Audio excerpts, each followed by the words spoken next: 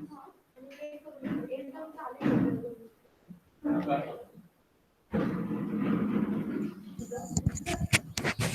students. Today we will see the blade angle variation on the effect of performance of a wind turbine. So we are going to vary the blade angle of a wind turbine. You can see here presently I have made the angle as a 0. See, there is a screw here. Okay, you have to loose the screw and you can change the angle. See, I'll show you. I'll show you. I have made it loose. So now it is movable. You can move it depending upon the angle that you want. So presently, purposely, I am making it 0 so that you will understand.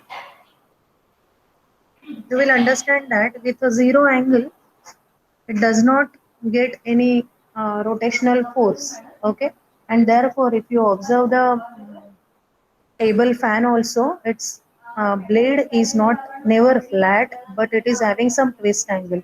It is to achieve the rotational speed. Let us observe how it moves. Now presently we have made the angle 0, so definitely it is not going to rotate. Just observe that. I'll make the table fan on, and you can observe that the turbine blade does not rotate if we don't give any twist to its rotor blade. See here, it is standstill. Okay, my table fan is on. So natural, even though sufficient amount of natural wind speed is there, and if you don't provide any twist angle, pitch angle to your rotor, it is not going to rotate. It is not going to rotate. You can observe. Okay, it is making the motion like this because it is getting the force, but it is not getting the rotational force. So we will adjust the pitch angle, and that is why the concept of pitch angle came into existence. We already have studied the theory. So one by one we are going to adjust the pitch angle of a rotor, and corresponding readings of voltage and current we will observe. Okay. The rest of the connections of the kit are similar to the last experiment that we have studied with the performance of wind turbine. Okay. So in this kit, this part we are going to take in one more experiment. So let us focus on this part only. So we have just connected a voltmeter across. We have connected this ammeter and load in series with. Now we will make the system on, make some angle. Okay. So approximately say angle we will adjust to 10 degree. Okay, 10 degree angle we will adjust. So we'll take 10, 20, 30, 40, 50 like that. Okay, and correspondingly we will observe the value of current and voltage. But now here what I'm going to do is I'll vary the load and adjust one current, and that I'm not going to vary now throughout the experiment. Only angle we will vary, because at a time to judge the performance we have to vary any one of the variable at the input. So here we are going to vary the pitch angle, and we'll take the corresponding values of voltage and current. Okay, so let us see how I am adjusting the angle. Let us say to the 10 degree. So approximately 10 degree I am adjusting the angle. You can observe it here. See, when it was horizontal, we were saying it is 0 degree. I have adjusted it to the 10 degree. Okay, this is 10 degree. So all the three blades, I am trying to make it to the 3 degree, 10 degree. So it will be like this, 10 degree. All should be in the same direction. Okay, it is 10 degree. Yeah, this is also 10 degree. So approximately now I cannot measure 10 degree, 20 degree here. But you can see this is approximately 10 to 20 degree. Okay, so first reading with pitch angle say 10 degree.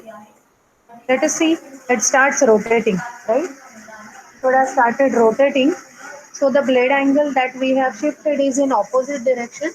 So you observe here, my voltmeter is going below 0. So either you can change the terminals here or you can change the angle. So let us, we will change the terminals here. Okay. We will connect positive to negative and negative to positive, because we have adjusted the angle in opposite direction. Okay, now see here, the current and voltage, if they are measurable, will follow this pattern. Otherwise, we will make the load current different.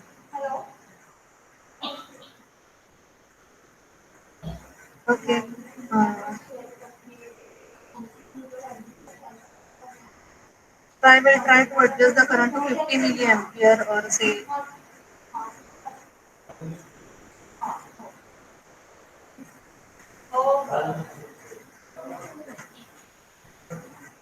will try to adjust the load current to a particular value and then I'm not going to change it. Okay. See, if I remove the load, I'm getting the voltage, right? Now, if I connect the load, we'll adjust it to a specific value. Just one second. So this is how you have to take the reading of a voltage and a current. Okay, you have to take the reading of voltage and a current, and your power is the product of two. Okay, so this way you have to take the readings. I'll show you the readings those I have taken.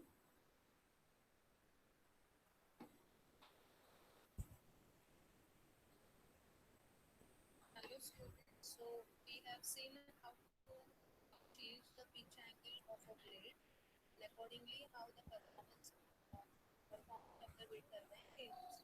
So with 0 degree of blade angle, we know that the generated is zero because the voltage developed is zero because the motor is not able to. Hello students, so we have seen how to change the pitch angle of a blade and accordingly how the performance of the wind turbine changes. So with 0 degree or 90 degree blade angle, we know that the power generated is zero because the voltage developed is zero because the rotor is not able to move. So likewise, we have took the following readings. You can note it down. Angle we have varied as 20, 40, 60 and 90 degree. So you can observe that we are getting maximum power when the angle is 20 degrees. So actually we are not able to measure the angle, exact angle measurement as it is approximate. Generally it is in between 20 to 40. So around a twist of 30 degree we get the maximum power, but as we are not measuring the angle, exact angle, these are the approximate angle adjustment that we have made manually. So you can observe the voltage is 1.6 and current is 160 milliampere, which is observed to be maximum, and angle is approximately 20 degrees, so it could be 30-40 degree as well, nearby 30 degree, because these are the approximately manual observations that we have made. So by varying the twist angle, pitch angle control, we can change the performance of the system, and hence the rotor blades of a wind turbine are never flat, but they are always twisted, right? They are always twisted to extract the maximum power from the wind turbine. So you can write the conclusion about the pitch angle control. Okay, that's all for this experiment. Thank you. Hello students. So